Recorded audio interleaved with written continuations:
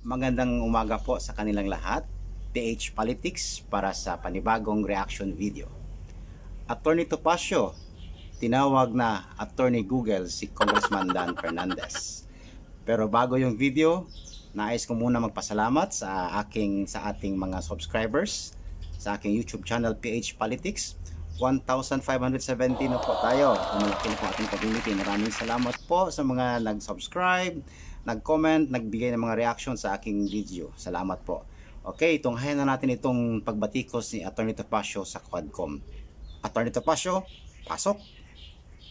Alam nyo, kung patas itong Quadcom at nakikinig sa Supreme Court, kasi ang problema sa ating mga members of the House of Representatives ngayon na nasa Quadcom, they think they're above the law. Sinabi na ng Supreme Court ng guidelines on how to cite for contempt. They ignore it. Alam nila kasi ang remedy sa korte mabagal. Sinabi na yung pati freedom of the press sinisikil nila. Ayaw nila nakikriticize sila. Nakikita ba yung sinasabi ni Barbers? Akala ko pa naman, Barbers is one of the more decent ones doon sa Quadcom. Hindi rin pala. Can you imagine, hindi lang siya nag-press con na pa-imbestiga daw yung mga critics nila. Nag-privilege speech pa, ginamit pa yung mantle of parliamentary immunity para magsalita.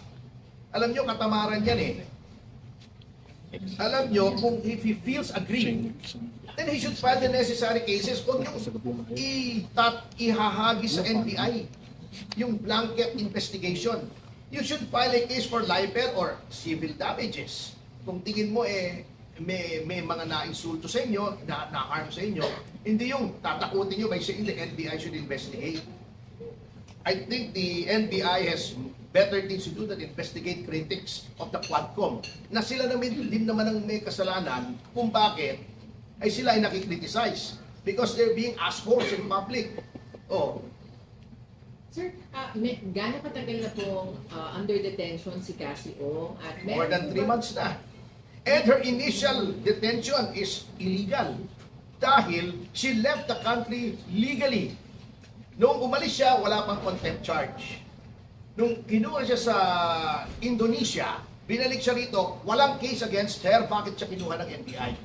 Ang the only cause of caption or detention that should have been used was the contempt order ng House. Bakit hindi yung Sergeant at Arms ang sumalubong? Bakit NBI? Ba't nilagay siya sa NBI? Those are grounds for charges of arbitrary detention nga eh. Talagang nakikita nyo how the rule of law is being mangled and disregarded to suit their own purposes. Nakakatakot na po yan at dapat tayo ay matakot dyan. Pero sir, ano po yung gagawin nyo? Are we going to file anything? Ask them to have her released soon? Paano po ba? We will study the matter kasi irregular nga yung paglagay niya sa Correctional Institute for Women. Unang-una, the CIW is an executive facility. What is the business of the legislature ordering the detention of someone in a facility that is not within their department, not in the legislative department, di ba? Dapat yun sa detention center nila. Eto naman si Paduano, sasabihin, puno na. Paano puno? Wala kang ginawa kundi mag-contempt and disregarding the ruling in Ong versus Senate Blue Ribbon Committee, which by the way was successfully argued by yours truly in the Supreme Court, na sinabing may due process. Kung matino itong mga taong ito, ito dapat ang ginawa mo kung gusto mo may due process. Sasabihin mo, i-produce ko itong dokumentong ito. Sasabihin ko, wala po sa akin, hindi ko ma-produce. Dapat imbestigahan mo muna kung maaari kang nasa akin o hindi. Paano pag pinoproduce ako ng resibo sa grocery ni Salima Refran doon?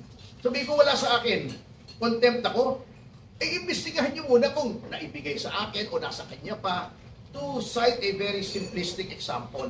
Ganun po dapat yun if you followed Ong versus Senate Blue Ribbon Committee. Ang problema, si Attorney Google yata nag-advise sa kanila, si Dan Fernandez.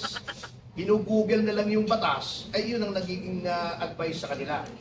So talagang abuse of legislative powers tong ginagawa nila sa Lima eh.